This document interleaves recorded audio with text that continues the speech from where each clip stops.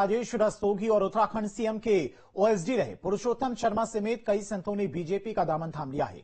संतों का कहना है कि सनातन की रक्षा करने वालों के साथ संत समाज हमेशा साथ है। तो कांग्रेस को लगातार झटके पे झटके लग रहे हैं। चुनाव से पहले तमाम उनके जो दिग्गज नेता थे, पदाधिकारी थे, वो पार्टी छोड़कर बीजेपी का दामन थाम रहे हैं, जिसकी वजह से कांग्रेस को लोकसभा चुनाव से पहले ही एक बड़ा नुकसान उठाना पड़ रहा है। उत्तराखंड कांग्रेस में लगातार पलायन का दौर जारी है और हरीश रावत के करीबी माने जाने वाले राजेश रस्तोगी और उत्तराखंड सीएम के ओएसडी रहे पुरुषोत्तम शर्मा समेत कई संतों ने बीजेपी का दामन थाम लिया है।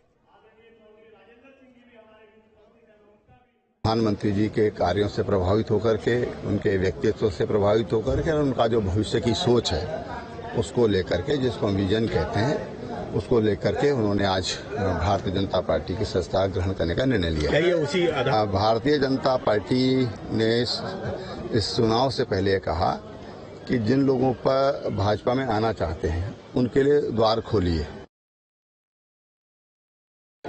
कांग्रेस का एक सामान्य कार्यकर्ता रहा हूं, तो कांग्रेस के माध्यम से हमने समाज की सेवा करने का काम किया है। लेकिन पिछले कई दिनों से, कई वर्षों से कांग्रेस निष्क्रियता की ओर थी और हाईकमान द्वारा इधर ध्यान नहीं दिया गया। रावत जी के नेतृत्व में हमने पिछले 24 वर्ष काम किया है।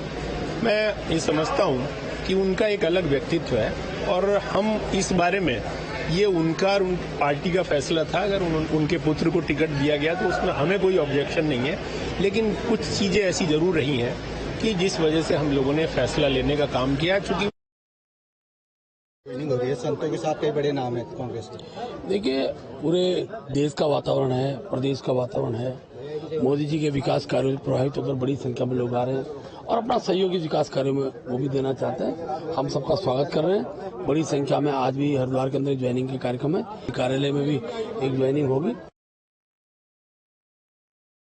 मेरे साथ संत भी हैं क्योंकि ये भी बीजेपी में जाने हैं। मैं जी पहले कांग्रेस के साथ, लेकिन अचानक से फैसला लिया कि बीजेपी में जाना है। नहीं, देखिए, आज संपूर्ण भारत जो है वो 400 पार की बात कर रहा है, चूंकि भारतीय संस्कृति और सनातन को बचाने की आवश्यकता है। और ऐसे में आज कांग्रेस की जितनी भी नीतियां हैं वो पूरे के पूरे राष्ट्र को तोड़ने की नीति है। संत जो पहले कभी कांग्रेस की बात कहते थे, आज बीजेपी के साथ है। नहीं, बहुत खुश है कि जो हमारे हिंदू सनातन धर्म के, हम पार्टी बात से नहीं है, जो हिंदू सनातन धर्म के लिए और हमारे संत समाज के लिए जो भी पार्टी काम करेगी हम उनके साथ है। पूरा साधु समाज और मोदी जी ने वो करके दिखाई, इसलिए हम उनके साथ है। कोई और भी संत हैं, आपसे जानेंगे कि क्या कहेंगे जिस तरह से संतों का पूरी तरह से एक रुख बीजेपी की ओर है।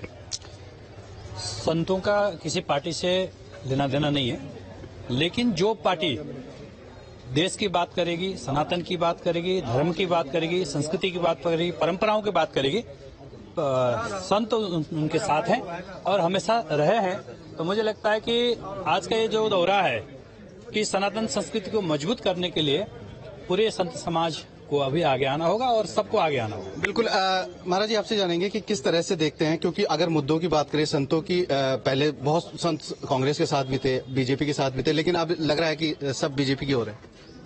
देखिए, बीजेपी हमेशा संत हमेशा बीजेपी के साथ रहे। देखिए, हम किसी पार्टी के साथ नहीं है, हम विचारधारा के साथ जुड़े रहते हैं और जो विचारधारा हमारे सनातन धर्म से जुड़ी है हम उनके साथ खड़े रहेंगे। मैं ऐसी पार्टी के साथ कभी नहीं खड़े हो सकते जो हमारे सनातन धर्म को गालियां देती है।